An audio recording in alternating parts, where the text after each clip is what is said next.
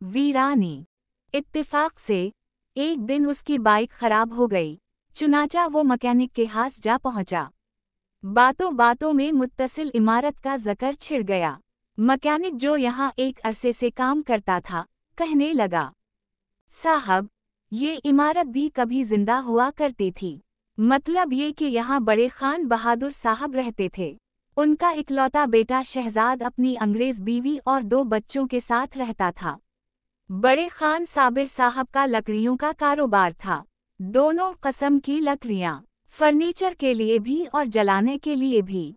ये उस दूर की बात है जब सोई गैस नहीं आई थी। मुनव्वर सिगरेट पीते हुए बड़े इन्हिमाक से सुनने लगा। मैकेनिक ने एक नट को ढीला करते हुए जोर लगाकर कहा, बड़ी बहार थी इस इमारत में। उस दूर में बस कुछ 10-15 ही मकान बने थे। ये इमारत तक़सीम से पहले की बनी हुई है। आए दिन दावती महफिलें, वक्फ़ताम, खाने और कसम कसम की शराबें। साहब, नाचने वालियाँ भी आती थीं। बड़े बड़े अफसर भी आते थे। खान बहादुर औरतों के शौकीन थे। बेगम साहिबा बस इसी गम में गुअल गुअल कर दुनिया से चली गईं। बड़ी नेक खातून थीं, गरीब परवर, हर एक के दिख दर्द में शरीक। उस दूर ही से मैं यहाँ इस दीवार के साए में ये काम करता हूँ। पर तब ये खोखा नहीं था। ये 1972 में इस इमारत के उजड़ जाने के बाद कहीं जाकर बनाया था। पहले यहाँ एक लकड़ी का बड़ा बक्स था, जिसमें मैं अपने औजार और दूसरा सामान रखता था। उस वक्त मोटरसाइकिलें भी कम कम थीं। ये खोखा तो अब कोई 4-5 साल पहले बनाया है। कारपोरेशन वाले हर माह 2000 लेके जाते हैं। मुनव्वर ने मतलब की बात पर आना चाहा। यार ये बताओ करीम भाई, इस इमारत को कैसे अंदर से देखा जा सकता है? मेरा मतलब है मैं इस इमारत को अंदर से देखना चाहता हूँ। करीम ने मुनव्वर को गौर से देखा, जैसे पूछ रहा हो कि आखिर क्यों। मुनव्वर ने करीम की निगाहों को पढ़ लिया। यार कोई खास बात नहीं, बस यूं ही दिल चाहता है। करीम ने मुनव्वर की बाइक के निकाले गए पर्जों को पेट्रोल से धोते हुए कहा, अक्सर लोग ये बात करते हैं, मुझसे ही बात करते हैं क्योंकि मैं इस इमारत की दीवार के साथ जो बैठा हूँ। शायद यही वजह होगी। शाम को आना मगरिब के बाद। अच्छा, तुम कैसे दिखा सकते हो? मैं रात को इसी इमारत के सर्वनेट क्वार्टर में रहता हूँ। अच्छा, शाम को ही क्यों? ज्यादा वाज़ेह नहीं दिखाई देगा। अगर इसी इमारत में सोते हो तो क्या सुबह सुबह न आ जाऊं? करीम ने पुर्ज़े फीट करके नट कसते हुए गहरी नज़रों से मुनव्वर को देखा और कहा, ठीक है, 6 बजे आ जाना, सूरज निकलने से पहले। वक्फ़ताम। अगले सुबह 5:30 बजे मुनव्वर करीम के बताए हुए इमारत के मखसूस कोने पर पहुंचा। अभी नीम अंधेरा फैला हुआ था। इमारत इस मलकजे से अंधेरे में पुरस्रार सी दिखाई दे रही थी। दूर घने दरख्तों से चिड़ियां सुरीली आवाज़ों में सुबह के गीत गुनगुना रही थीं। खुद हवेली नुमा इमारत के सियाह दरख्तों में बैठे परिंदे भी चहचहा रहे थे। बीच बीच में कोई कौवा भी भदीसी आवाज में माहौल को सोगवार सा कर रहा था। जुनूबी सिमत में कोई रेल पटरी पर टिका टक टक के साथ हारन बजाकर मंजिल को रवां थी। मुनव्वर बेचैनी से टहल रहा था। अभी सड़कें खाली पड़ी थीं। साइकिल पर एक चौकीदार सीटियां बजाता गुजरा तो वो मुनव्वर को मशकूक निगाहों से देखकर चला गया। फिर घूमकर वापस पलटा और जोरदार आवाज में बोला, जी बायू जी, खैर है। इससे पहले कि मुनव्वर कोई कंफ्यूज सा जवाब देता, करीम आंखें मिलता हुआ बाहर निकला। हाँ भाई, क्या हाल चाल है खुदादाद? गाँव नहीं गया अब तक?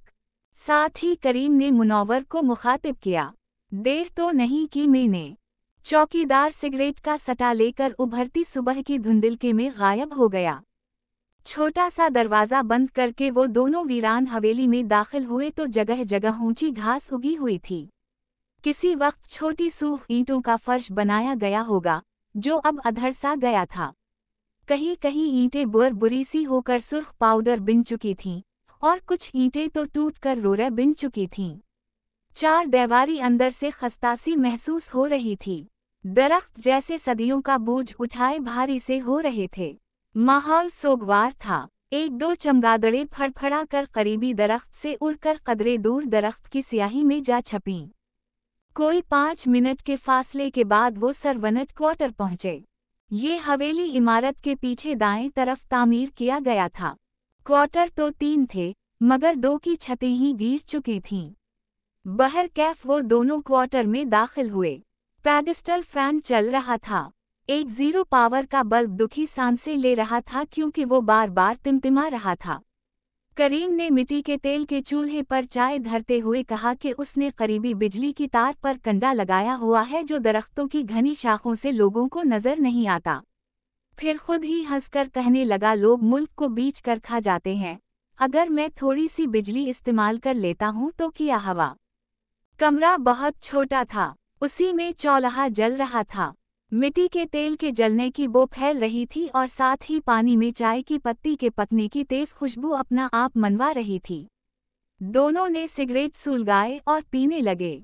चाय कपों में डालने के बाद करीम ने मुनव्वर से पूछा, साहब आप इस हवेली की जांच करके क्या करोगे। नीम अंधेरे में करीम की तेज भूरी आंखें यूं चमक उठे कि जैसे अभी मुनव्वर का अंदर पढ़ लेंगी। मुनव्वर को एकदम जुअर जुरी सी आ गई। उसने अपने अंदर के खौफ को काबू करते हुए कहा, मुनव्वर भाई मुझे पुरानी चीजें अच्छी लगती हैं। ये इमारत मुझे हमेशा से पुरकशिश लगती है। जब जब करीब से गुजरता था तो दिल करता था कि अंदर से देखूं।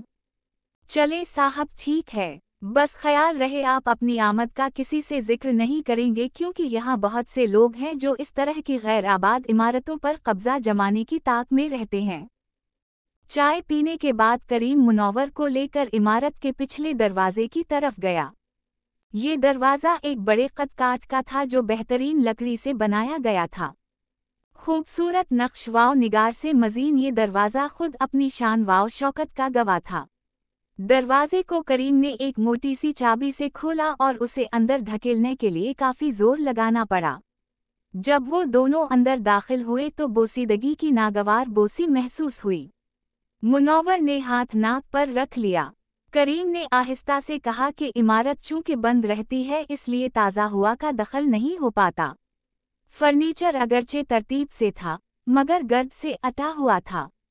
कमरे ऊंचे थे और रोशनदान बंद थे। मुनव्वर ने माहौल का जायजा लेते हुए कहा, हालात तो बहुत बुरे हैं।